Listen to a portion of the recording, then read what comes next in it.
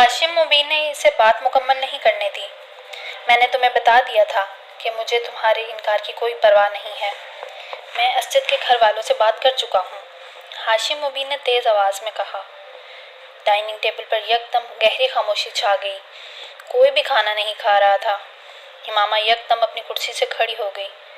I am sorry बाबा, मगर मैं असजद से अभी शादी नहीं कर सकती। आपने ये शादी तय की है, आप इनसे बात करके इसे मुलतवी कर दें, वरना मैं खुद इनसे बात कर लूँगी। हाशिम मुबीन का चेहरा सुर्ख हो गया। तुम असजद से शादी करोगी और इसी तारीख को जो मैंने तय की है। तुमने सुना? वो बेइख्तियार चिल्लाए। इट्स नॉट फेयर, इमामा ने भर्राई हुई आवाज़ में कहा। अब तुम मुझे ये बताओगी कि क्या फेयर है और क्या नहीं? तुम बताओगी मुझे? हाशिम मुबीन को इसकी बात पर और गुस्सा आया। बाबा, जब मैंने आपसे कहा था कि मुझे अभी शादी नहीं करनी तो आप ज़बरदस्ती क्यों कर रहे हैं? इमामा बेइख्तियार रोने लगी। कर रहा हूँ ज़बरदस्ती। इमामा इस बार कुछ कहने के बजाय अपने होंठ भींचते हुए सुर्ख चेहरे के साथ तेज़ी से डाइनिंग रूम से निकल आई। मैं इससे बात करती हूँ, आप प्लीज़ खाना गुस्सा ना करें, वो जज्बाती है, सलमा ने हाशिम मुबीन से कहा और वो खुद अपनी कुर्सी से उठ खड़ी हुई। इनके कमरे से निकलते ही वसीम को देखकर इमामा बेइख्तियार उठ खड़ी हुई। तुम दफ़ा हो जाओ यहाँ से, निकल जाओ। इसने तेज़ी से वसीम के पास जाकर इसे धक्का देने की कोशिश की। वो पीछे हट गया। क्यों? मैंने क्या किया है? झूठ बोलकर और धोखा देकर मुझे यहाँ लाए हो। मुझे अगर लाहौर में ही पता चल जाता कि तुम इसलिए मुझे इस्लामाबाद ला रहे हो तो मैं कभी यहाँ ना आती। वो धाड़ी। मैंने वही किया जो मुझसे बाबा ने कहा। बाबा ने कहा था मैं तुम्हें ना बताऊं। वसीम ने वजाहत पेश करने की कोशिश की। फिर तुम यहाँ मेरे पास क्यों आए हो? बाबा के पास जाओ, इनके पास बैठो, बस यहाँ से दफ़ा हो जाओ। वसीम होंठ मींचते हुए इसे देखता रहा, फिर कुछ कहे बिना कमरे से निकल गया। इमामा अपने कमरे में जाकर कमरे में बैठ गई। इस वक्त इसके पैरों से सही मानों में ज़मीन निकल चुकी थी। ये इसके वहमो गुमान में भी नहीं था कि इसके घर वाले इसके साथ इस तरह का सलूक कर सकते हैं। वो इतने कदामत परस्त या कट्टर नहीं थे जितने वो इस वक्त हो गए थे। इसे अभी भी यकीन नहीं आ रहा था कि ये सब इसके साथ हो रहा है। इसका दिल डूबने लगा। मुझे इस सूरत हाल का सामना करना है, मुझे हिम्मत नहीं हारनी। मुझे किसी न किसी तरह फौरी तौर पर जलाल से कांटेक्ट करना है। वो यकीनन अब तक अपने पेरेंट्स से बात कर चुका होगा। इससे बात करके कोई ना कोई रास्ता निकल आएगा। वो बेचैनी से कमरे में टहलते हुए सोचती रही। इसके कमरे में दोबारा कोई नहीं आया। रात 12 बजे के बाद वो अपने कमरे से निकली। वो जानती थी कि इस वक्त तक सब सोने के लिए जा चुके होंगे। इसने जलाल के घर का नंबर डायल करना शुरू कर दिया। फ़ोन किसी ने नहीं उठाया। इसने एक के बाद दीगरे कई बार नंबर मिलाया। आध घंटे तक इसी तरह कॉल्स करते रहने के बाद इसने मायूसी के साथ फ़ोन रख दिया। वो जवेरिया या राबिया को फ़ोन नहीं कर सकती थी। वो दोनों इस वक्त हॉस्टल में थीं। कुछ देर सोचते रहने के बाद इसने सबीहा का नंबर डायल करना शुरू कर दिया। इसके वालिद ने फ़ोन उठाया। बेटा, सबीहा तो पेशावर गई है अपनी अम्मी के साथ। सबीहा के वालिद ने मामा को बताया। पेशावर? मामा के दिल की धड़कन रुक गई। इसके कज़न की शादी है, वो लोग ज़रा पहले चले गए हैं। मैं भी कल चला जाऊंगा। इसके वालिद ने कहा, कोई पैगाम हो तो मुझे दे दें, मैं सबीहा को पहुंचा दूंगा। नहीं शुक्रिया अंकल। वो इनके साथ इस मामले में क्या बात कर सकती थी। इसने फ़ोन रख दिया। इसके डिप्रेशन में इजाफा होने लगा। अगर मेरा जलाल से कांटेक्ट ना हुआ तो इसका दिल एक बार फिर डूबने लगा। एक बार फिर इसने जलाल का नंबर डायल करना शुरू कर दिया और तब भी किसी ने इसके हाथ से रिसीवर ले लिया। वो सुन हो गई। हाशिम मुबीन इसके पीछे खड़े थे। किसको फ़ोन कर रही हो? इनके लहजे में बेहद ठहराव था। दोस्त को कर रही थी, मामा ने इनकी तरफ देखे बगैर कहा। वो इनसे नज़रें मिलाकर झूठ नहीं बोल सकती थी। मैं मिला देता हूँ। उन्होंने सर्द आवाज़ रीडायल का बटन दबा दिया और रिसीवर कान से लगा लिया। इमामा जर्द चेहरे के साथ इन्हें देखने लगी। वो कुछ देर तक इसी तरह रिसीवर कान से लगाए खड़े रहे। यकीनन दूसरी तरफ कॉल रिसीव नहीं की गई थी। कौन सी दोस्त है ये तुम्हारी जिसको तुम इस वक्त फ़ोन कर रही हो? उन्होंने दरश्त लहजे में इमामा से पूछा। ज़ैनब। फ़ोन की स्क्रीन पर ज़ैनब का नंबर था और वो नहीं चाहती थी कि हाशिम मुबीन को ज़ैनब पर किसी किस्म का शक हो और वो जलाल तक जा पहुँचे। इसलिए इसने इनके इस्तफसार पर जल्दी से इसका नाम बता दिया। کس لیے کر رہی ہو؟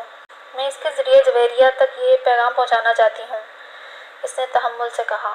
تم مجھے وہ پیغام دے دو، میں جویریہ تک پہنچا دوں گا، بلکہ ذاتی طور پر خود لاہور دے کر آؤں گا۔ امامہ مجھے صاف صاف بتاؤ، کسی اور لڑکے میں انٹرسٹڈ ہو تم؟ انہوں نے کسی تمہید کے بغیر اچانک اس سے پوچھا۔ وہ انہیں کچھ دیر دیکھتی رہی، پھر اس نے کہا، ہاں۔ ہاشم مبین دم بخود رہ گئے۔ کسی اور لڑکے میں انٹرسٹڈ ہو؟ انہوں نے بے یقینی سے اپنا جملہ دہرایا۔ امامہ نے پھر اس بات میں سر ہلا دیا۔ ہاشم مبین نے بے اختیار اس کے چہرے پر تھپڑ کھینچ مارا۔ اسی بات کا اندیشہ تھا۔ وہ غصے میں تنتناس سے گئے۔ امامہ گم سم اپنے گال پر ہاتھ رکھے انہیں دیکھ رہی تھی۔ یہ پہلا تھپڑ تھا جو ہاشم مبین نے اس کی زندگی میں اسے مارا تھا، اور امامہ کو یقین نہیں آ رہا تھا کہ یہ تھپڑ اسے مارا گیا ہے۔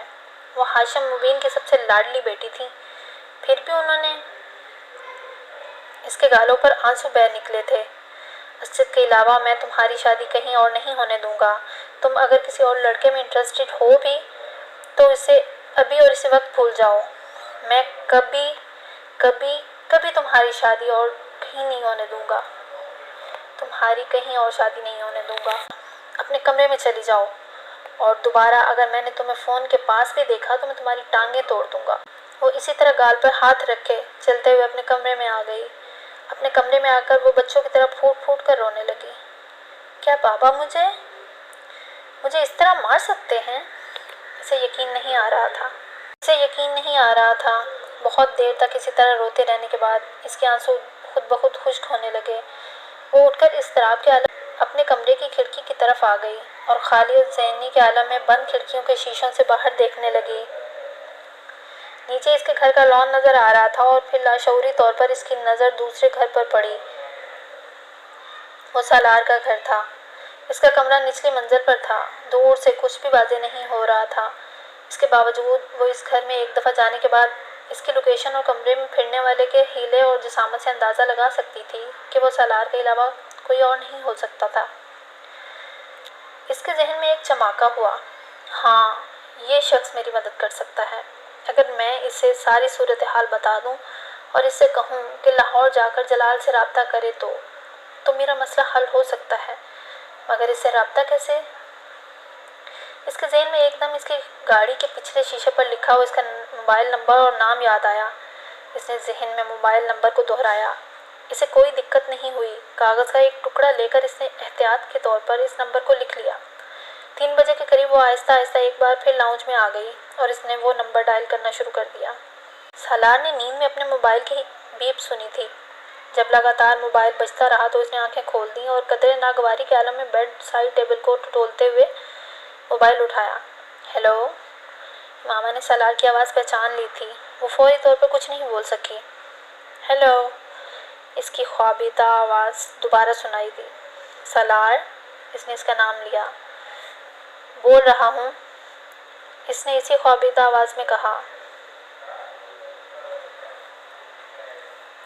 میں امامہ بول رہی ہوں، وہ کہنے والا تھا۔ کون امامہ؟